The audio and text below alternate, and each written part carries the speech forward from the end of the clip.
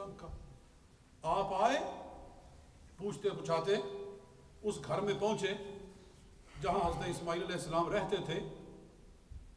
तो आगे जो है एक औरत ने दरवाज़ा खोला, तो आपने फरमाया कि इस्माईल है?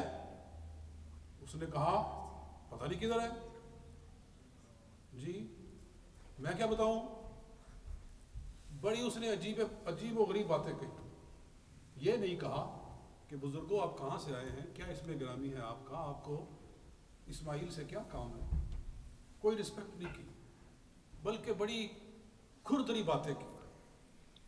हज़रत इब्राहीम अलैहिस्सलाम ने जाते हुए कहा कि जब इस्माईल आए तो उसे कहना कि घर की दहलीज को बदल दे, घर की दहलीज को बदल दे। तो हज़रत इस्माईल बकरियां चराने के लिए जंगल में गए हुए थे। जब वापस आए तो बड़ी अजब सी खुशबू महसूस हुई। कहा कि ए बीवी आज कोई इधर आया था जी। खुशबू महसूस होती है, और सच ये है कि नबी की खुशबू नबी को ही आती है। नबी की खुशबू को नबी महसूस करता है ना। हजरत यूसुफ अलैहिस्सलाम का कुर्ता मिस्र से चला तो हजरत याकूब अलैहिस्सलाम ने फरमाया कि इन्नी लाजिदु रीहा यूसुफ, आज मुझे यूसुफ की खुशबू आ रही है। हालांकि घर में बाकी लोग भी थे मगर उनको खुशबू नहीं आई, नबी को नबी की खुशबू आई और कहा कि मुझे यूसुफ की खुशबू आ रही। तो हजरत इब्राहीम की खुशबू को इस्माईल अलैहिस्सलाम ने महसूस किया और कहा कि आज कोई आया था। कहा कि हाँ एक बूढ़ा आया था, नौज़बिल्लाह, एक बूढ़ा आया था, पूछता इस्माईल किधर है। तो तूने क्या जवाब दिया। मैंने कहा कि नहीं है इधर। कुछ उन्होंने कोई और भी कोई बात कही। कहा कि उन्होंने कहा था कि घर की दहलीज को बदल दे। तो आपने फरमाया इस्माईल अलैहिस्सलाम ने कि ठीक है फिर जा, तुझे तलाक है, तू आज़ाद है जी, तलाक दे दे। क्योंकि समझ गए कि मेरा बाप मुझको क्या हुक्म करके गया है, मुझे क्या नसीहत करके गया है। और यहाँ मसला भी है कि अगर औरत शौहर के वालिदैन की गुस्ताख हो जी, औरत जो है अगर शौहर के माँ बाप से बेअदबी करने वाली हो, उनकी बेइज्जती और तौहीन करने वाली हो, तो ऐसी औरत को छोड़ ही देना चाहिए। बुखारी और मुस्लिम की हदीस है कि हज़रत अब्दुल्ला इब्न उमर रज़ी अल्लाह तआला अन्हु को उनके वालिद हज़रत उमर फारूक ने फरमाया कि अपनी बीवी को तलाक दे दो। ये ज़बान दराज है। तो हजूर सल्लल्लाहु अलैहि वसल्लम की खिदमत में हाजिर हुए, कहा कि मेरा बाप मुझको ये कहता है।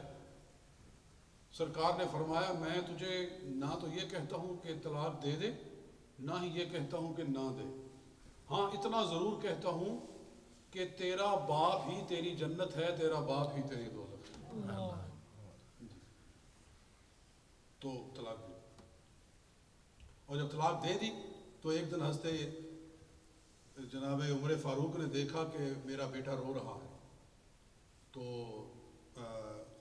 कान लगाकर सुना तो वो अपनी बीवी के फिराक में रो रहा था और कुछ मोहब्बत के शेर पढ़ रहा था। तो हज़रत उमर फारूक का दिल भर आया, आप भी रोने लगे और हजूर सल्लल्लाहु अलैहि वसल्लम की खिदमत में जाकर अर्ज़ किया कि बेटे से कहो कि रुजू कर ले और उसको वापस अपने घर में ले आए, मैं उस पर राज़ी हूँ। तो हज़रत उमर फारूक के फिर कहने पर हज़रत अब्दुल्ला बिन उमर ने फिर रुजू कर लिया और फिर दोबारा उसको अपने घर में ले आए और उसके बाद फिर मामला बिल्कुल दुरुस्त हो गए। तो वो बात दूसरी तरफ चली गई। मैं ये अर्ज़ कर रहा था कि इब्राहीम अलैहिस्सलाम ने फरमाया कि घर की दहलीज को बदल दे, तो उन्होंने घर की दहलीज को बदल दिया।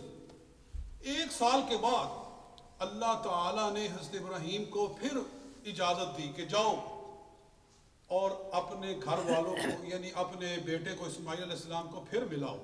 और हुक्म फिर वही है कि ज़मीन पर पाँव नहीं रखना, बस वहीं से खड़े खड़े आ जाना है। तो वहाँ गए तो एक औरत निकली, कहा इस्माईल है। उन्होंने कहा कि वो तो घर पर नहीं है, मगर आपका इसमें ग्रामी आप कहाँ से तशरीफ़ लाए हैं। और कहा कि मेरा नाम इब्राहीम है, तो आप तशरीफ़ लाइए, आप खाना तनावल फरमाइए, आप आराम फरमाइए, थोड़ी देर में इस्माइल भी आ जाएगा। इतना मोहब्बत से और इतना अदब एहतराम से गुजारिश की, कहा कि मैं उतर नहीं सकता, लेकिन मैं ये तुझे नसीहत करता हूँ या मैं एक तुझे पैगाम देता हूँ, इस्माइल आए तो उसे कहना कि अपने घर की दहलीज को कायम रखना, घर की दहलीज को बरकरार रखना। तो फिर वही बात हुई कि जब आए तो खुशबू महसूस हुई, तो कहा कि कौन आया था? कहा कि बुजुर्ग आए थे, मैंने नाम पूछा तो उन्होंने कहा था इब्राहीम। और उन्होंने क्या कहा था? कहा था कि जाते हुए एक वसीयत कर गए थे कि अपने घर की दहलीज को कायम रखना।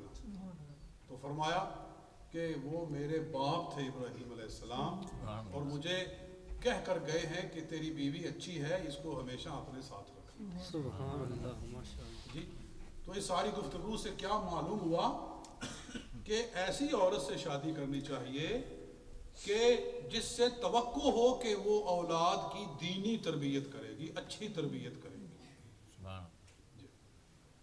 और बल्कि यहाँ उलमा ने एक बड़ी मोहब्बत की बात की है कि ऐसा क्यों किया गया? नबी जो कुछ करता है वो अल्लाह के हुक्म से करता है। इब्राहीम अलैहिस्सलाम ने भी जो कुछ किया वो अल्लाह के हुक्म से ही किया।